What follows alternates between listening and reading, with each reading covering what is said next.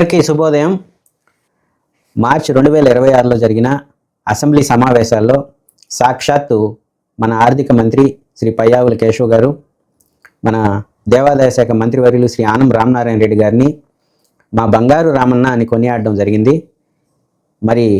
ఆ దేవాదాయ శాఖని పరిపాలించడంలో ఇంత మంచి పేరు తెచ్చుకున్న మా లీడర్, మా అభిమాన నేత శ్రీ ఆనం రామనారాయణ రెడ్డి గారికి మనస్ఫూర్తిగా అభినందనలు చెప్తూ, ఆ మాట, అంత మంచి మాట ఒక మినిస్టరు ఇంకొక మినిస్టర్ని అసెంబ్లీలో అనడం అనేది చాలా అరుదుగా జరుగుతుంది. అంతలా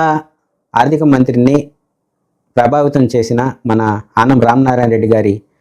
గవర్నెన్స్ ఏంటో ఈరోజు మనం చూద్దాం. ఆయన దేవాదాయ శాఖలో ఉన్న ప్రతి రూపాయిని చాలా జాగ్రత్తగా, అనుభవంతో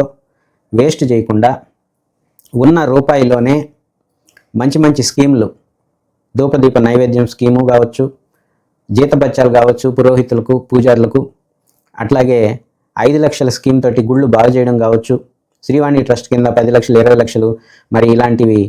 స్కీములతోటి గుళ్ళని శాంక్షన్ చేసి, అట్లాగే ఆత్మకూరు నియోజకవర్గంలో ఎంతో అభివృద్ధి చేసి సీసీ రోడ్లు కావచ్చు, ఆయనకి మిగతా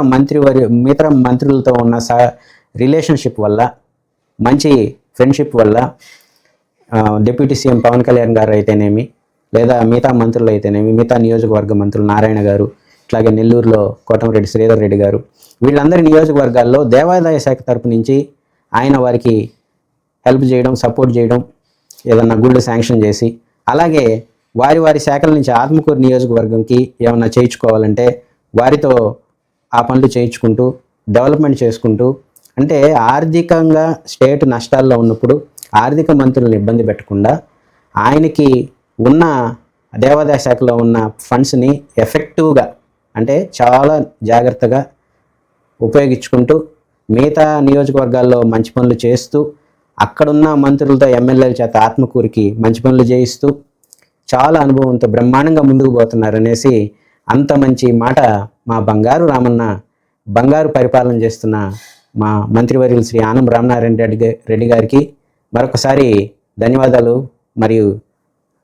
అభినందనలు తెలుపుకుంటూ సెలవు తీసుకుంటున్నాం.